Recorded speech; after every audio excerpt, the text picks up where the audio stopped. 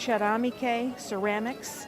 Well, that's one of the things you're going to see a lot of when you're traveling around the Amalfi Coast, particularly this motif, the limone, or the lemon, because in Amalfi, this is one of the prides of this region, is that the number of lemon trees that grow here. Here's another example of lemons. And the lemons play very large roles in the cuisine here, and they're very unlike the lemons that we have.